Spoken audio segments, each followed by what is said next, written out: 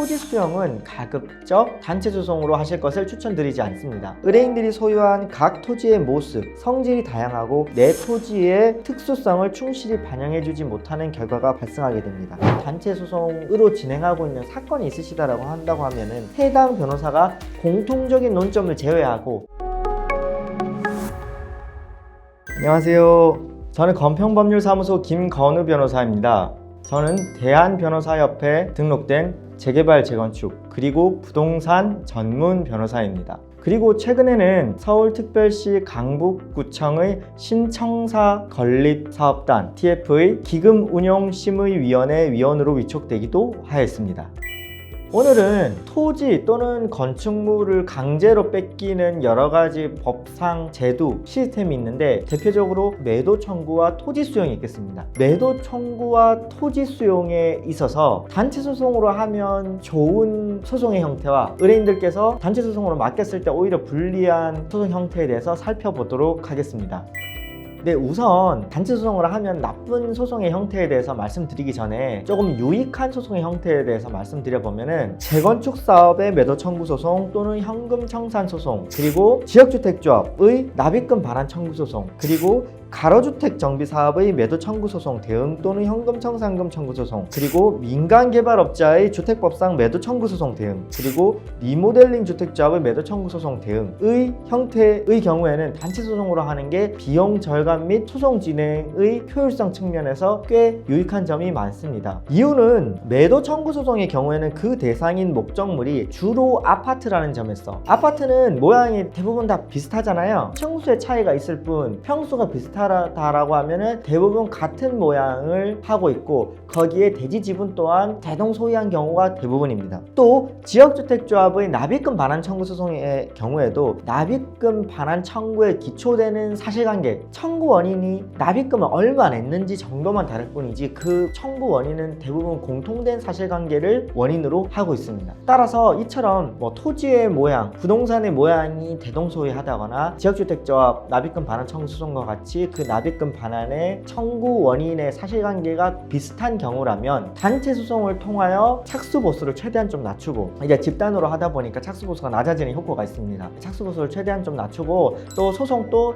한 변호사 또는 한 법률사무소에서 맡아서 함으로써 그 소송 진행에 편리함도 분명히 있는 것도 사실입니다. 이렇듯 소송의 대상이 되는 목적물이나 청구 원인, 사실관계에 큰 차이가 없는 경우에는 의뢰인들이 한 명의 변호사 또는 하나의 법무법인을 선정하여 단체로 맡기는 것이 업무가 편리하고 규모의 경제가 발생하여 소송 비용 절감의 효과도 누리실 수가 있습니다. 하지만 토지 수용은 가급적 단체 소송으로 하실 것을 추천드리지 않습니다. 이는 토지 수용의 행정소송뿐만 아니라 그 전 단계인 수용재결, 이의재결에서도 같은 말씀입니다. 그 이유를 좀 살펴보면은 우선 토지의 모습은 모두 제각각입니다. 어떤 토지는 정방형, 어떤 토지는 가장형, 어떤 토지는 세장형, 삼각형, 부정형, 역삼각형, 자루형, 사다리형, 변형 사다리형 등 각 다양한 형상을 하고 있습니다. 토지의 모습이 다 다르다는 것이지요. 같은 사업구역, 같은 재개발이나 공익사업구역 안에 있음에도 불구하고, 심지어 바로 옆 필지에 붙어 있음에도 불구하고 그 토지의 면적이나 토지의 모양이 제각각이기 때문에 그 보상금을 얼마나 책정함에 있어서 고려해야 될 사항들이 다 다르게 됩니다. 또 다음으로는 여러 필지라도 인접 토지를 가지고 있는, 그러니까 1필지, 2필지를 가지고 있는데 그 두 필지 모두 같은 소유자라고 한다고 하면은 그 각 토지가 개별 감정 평가가 되어야지 그 소유자한테 유리한 것인지, 아니면은 그 각각의 토지가 모두가 합쳐져서 하나의 토지로 평가되어야지 유리한 것인지가 각 토지의 특성에 따라 달라질 수 있습니다. 가령 두 필지를 가지고 있더라도 모두 각 토지가 도로에 인접하고 각 토지가 그 가치의 기능과 효용성을 하고 있다라면은 개별 감정되어도 무방하나, 한 토지는 도로에 접해 있는 반면에 한 토지는 도로에 접해져 있지 않고 그 토지를 통해서만 나갈 수 있다라고 하면,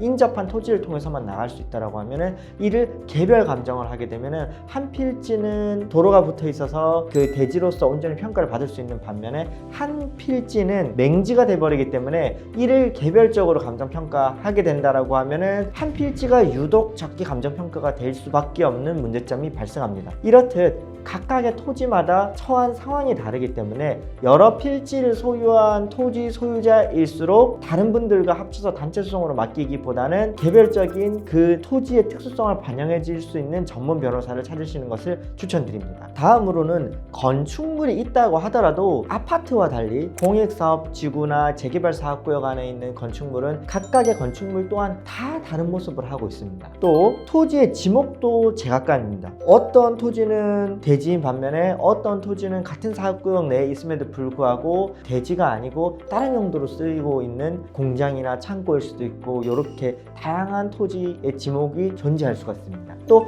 어떤 토지는 공부상의 지목과 달리 실제 이용 현황이 공부상 지목과 다른 토지도 많이 있는 것이 현실입니다. 그렇기 때문에 자기만의 토지에 대한 색깔을 잘 살려 반영해 줄 수 있는 그런 의견서를 작성하는 것이 필수적이라고 하겠습니다. 이렇듯 재개발 또는 공익소송에서 각종 공익소송에서 토지 수용의 경우에는 의뢰인들이 소유한 각 토지의 모습, 성질이 다양하고 또 그 지상에 있는 건축물의 모양 또한 다양합니다. 그럼에도 불구하고 이를 단체 소송으로 맡기게 된다고 하면은 내 토지의 특수성을 충실히 반영해주지 못하는 결과가 발생하게 됩니다. 토지 수용의 경우에는 의뢰인들에게 적용되는 논점들이 각기 다 다를 수밖에 없습니다. 따라서 재개발 또는 각종 공익사업의 토지 수용의 경우에는 내 토지, 건물의 특수성을 충실히 반영하여 재결 단계 의견서, 소송 단계 소장 및 준비 서면에 충분히 담아낼 필요성이 있겠습니다. 혹시 이미 토지 수용의 경우에 단체 소송에 의뢰하여 단체 소송으로 진행하고 있는 사건이 있으시다라고 한다고 하면은 해당 변호사가 공통적인 논점을 제외하고 과연 내 토지만의 특수성, 내 건축물만의 특수성을 충분히 반영하여 이를 서술하고 있는지, 의견서에 충분히 담겨져 있는지를 확인해 보시기 바랍니다.